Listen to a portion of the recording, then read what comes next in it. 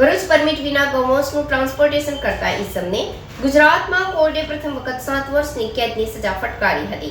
પશુ સંરક્ષણ અધિનિયમ 1954ની જોગવાઈઓ હેઠળના ગુના માટે તકસીરવાન ઠેરવી 7 વર્ષની સખત કેદની સજા તથા ₹1 લાખના દંડની સજા ફટકારી હતી. ભરૂચ જિલ્લામાં કોઈપણ જાતના પાસ પરમિટ વિના કતલ કરવા માટે ગૌવંશનું ટ્રાન્સપોર્ટેશન કરવા બાબતે ઇસ્માઇલ અઝીઝ અબ્દુલભાઈ વોરા વિરુદ્ધ ભરૂચ શહેર એ ડિવિઝન પોલીસ સ્ટેશન ખાતે ગુનો દાખલ કરવામાં આવ્યો હતો. ગુનાની ટ્રાયલ સેશન્સ કોર્ટમાં ભરૂચના પ્રિન્સિપાલ ડિસ્ટ્રિક્ટ એન્ડ સેશન્સ જજની કોર્ટમાં ચાલી હતી.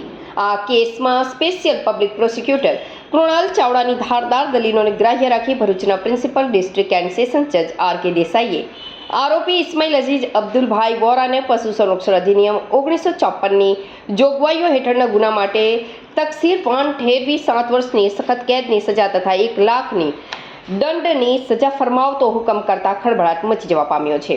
અત્રે ઉલ્લેખનીય છે કે ગુજરાત સરકાર દ્વારા પશુ સંરક્ષણ અધિનિયમ 1954માં વર્ષ 2017માં કરવામાં આવેલ સુધારાઓ બાદ કતલ કરવા માટે ગૌવંશના ટ્રાન્સપોર્ટેશનના ગુનાના કેસમાં ગુનેગારને ગુજરાતમાં સૌ પ્રથમ વખત ભરૂચના કેસમાં સજા થઈ છે, જેના કારણે ગૌવંશની ગેરકાયદેસર રીતે હેરાફેરી કરનાર તત્વોમાં ફફડાટ ફેલાયો છે.